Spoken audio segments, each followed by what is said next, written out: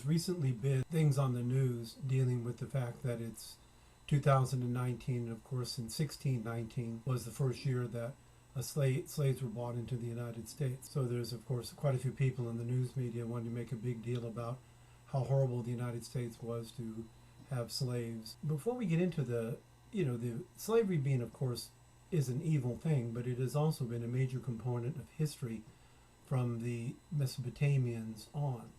Every nation in the world, whether it's Asian nations, African nations, European nations, North America, South America, has had slavery in one form or the other. And a lot of people will point out, well, the British got rid of slavery. Well, again, the British abolished the slave trade in 1807. They didn't officially abolish slavery until 1833 with the Slavery Abolition Act. And of course, what's interesting about that made slaves, it freed the slaves because it abolished slavery.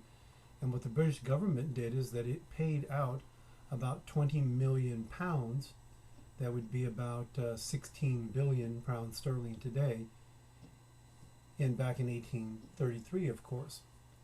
So, I mean, the slaves were freed and the pockets of the slave owners were lined with, the funds given by the British government. There was about 46,000 slave owners at the time. They were being compensated. Some of that compensation actually was continued onward until 2013. Another interesting fact about the transatlantic slave trade is that people always talk about the amount of slaves that went, of course, from Africa into North America.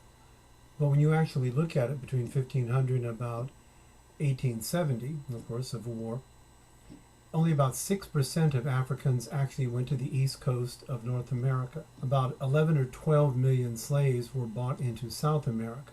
Slave imports from Africa overwhelmingly, of course, went to South America and to the Caribbean.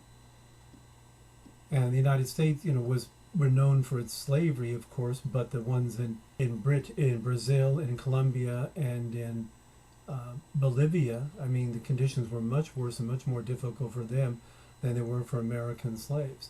And again, the European tradition of slavery came over with Columbus, with the Spaniards originally coming to the New World, enslaving the indigenous peoples. And of course, Spain and Portuguese in 1494, they had the Treaty of Tordesillas. And when Europeans arrived in South America, they enslaved the native inhabitants, used them as a labor force for their mines, and of course for the crops they found there: cotton, sugar, coffee, tobacco. Now the slaves, of course, that were brought in as with the Europeans, the indigenous peoples, of course, couldn't be enslaved forever, because the Europeans, having arrived, killed off a great deal of the indigenous peoples.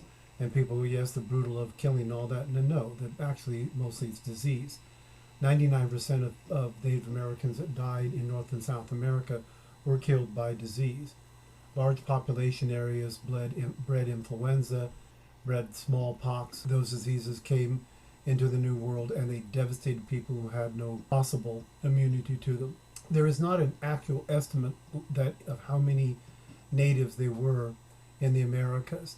The number can be, in 1500, as high as possibly 50 million. But by 1600, due to labor and colonization and disease, the number went down to as low as 8 million. By 1650, it was estimated that about 90% of the native population have died, and the vast majority of that, of course, was to disease. And people say, well, they should have known. Remember, people didn't know what disease was even back then. They didn't know what they were dealing with. It was just people got sick. I'm not defending people for their brutality. What I am telling people is that history has to be judged by its time. You cannot simply judge it as we believe now, knowing everything that we allegedly know about the world and universe around us, to judge people who didn't know about germ theory. Peoples who didn't have any of the benefits of Western civilization that America adapted, with the ideas of compacts of government and the values of the individual. I mean, we live in this great nation that people like to point fingers out about how horrible it is, because they have no understanding whatsoever. They cannot possibly comprehend how well they have it.